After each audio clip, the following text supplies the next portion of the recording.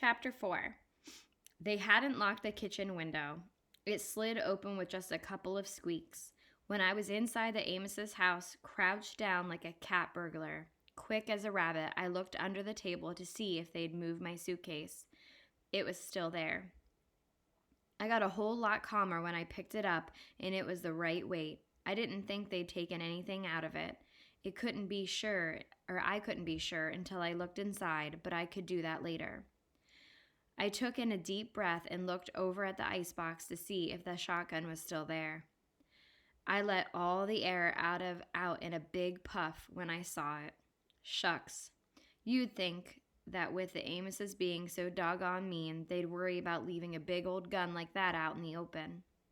What if one of their visitors got real mad at them about something?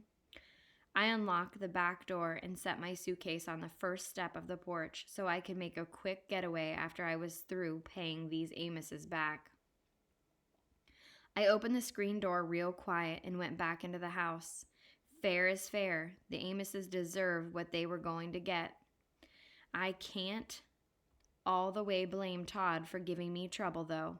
If I had a regular home with a mother and a father, I wouldn't be too happy about other kids living in my house either. Being unhappy about it is one thing, but torturing the kids who are there, even though they don't want to be, is another. It was my job to make sure other kids who didn't know where their mothers and fathers were didn't have to put up with Todd. My heart started jumping around in my stomach as soon as I reached out for the shotgun. It was a lot longer and heavier than I thought it would be. I lifted it and felt how solid the smooth brown wood was against my shoulder. With it up close to my face like this, I could smell the gray metal of the barrel and the gun oil Mr. Amos used on it. I aimed the gun at the stove and pretended I was shooting at an elephant or a dragon or a tiger or, best of all, Todd. I imagined how it would feel to creep up to his bed while he was sleeping and put the shotgun barrel right in his nose. After that, I'd have to do some quick moving to get the grown-up Amoses. Unless they were real sound sleepers, a shotgun going off in Todd's room would give them a clue that something was going on. I lowered the gun. These things were just too dangerous to play with or take chances with. That's why the first part of my revenge plan was to get this gun out of the way. If something went wrong and the Amoses woke up, I didn't want them rushing down to the kitchen to get the gun. I knew they'd shoot me in a flash and tell the home it was an accident. I took the gun outside and put it on the back porch in a corner where they wouldn't be able to see it until daytime. I felt a lot better when it was out of my hands. When I was back in the kitchen, I started opening cupboards looking for the drinking glasses. The first one I opened had the jelly jar they'd given me to drink out of at supper time. I walked over to the sink and turned on one of the spigots. These Amoses had hot water running into the house. I let it run for a second to warm up and put dish rag in the bottom of the sink so the splashing wasn't too loud. When the water was good and hot, I stuck the jelly jar underneath until it was filled to the brim. I started down the hall. Todd's door came open as easy as anything.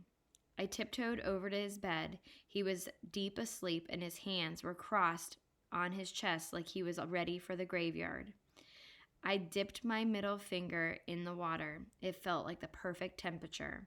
I held my breath and picked up one of Todd's chubby hands.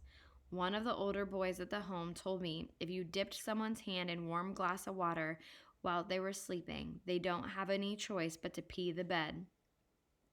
It's something about chemistry and biology making some valve in your guts open up and whoop, zoop, sloop, you got a wet bed.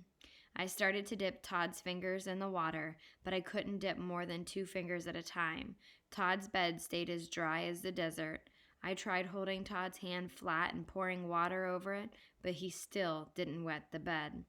Finally, I decided to just pour the water on his pajama pants. I pulled the blanket and sheet down and emptied the jar. His face twitched a couple of times for a minute. It looked like his eyes were going to come open, but then they stayed shut. He smiled and the warm water from the jelly jar opened that little valve up, and whoop, zoop, sloop, he soaked his sheets. I tiptoed out of the room and down the hall and out the door. My favorite saying in the world is, "He who laughs last laughs best." So I put my hand over my mouth and whispered, "Ha ha ha." I picked up my suitcase and walked to the street. Man, I was on the lam. I was just like public enemy number 1. If J. Edgar Hoover and the FBI saw me now, I'd be in some real serious hot water. Questions for Chapter 4. Why does Bud sneak into the Amos's house? What was his point? Why was he going back in? 2. What is Bud's favorite saying? So you should probably quote that from the book. 3. Why was Bud relieved when he looked under the table? Why was he concerned about his suitcase? So 2-parter there. 4. Once Bud escaped the shed, how did he get his revenge on Todd and his parents? 5. Literary device, irony. Irony refers to the conflict between appearance and reality. Situational irony describes a situation that turns out the opposite of the way it might expect to turn out. For example, it is ironic that Mr. Amos accuses Bud of starting the fight in Chapter 2 when Todd actually instigated the fight.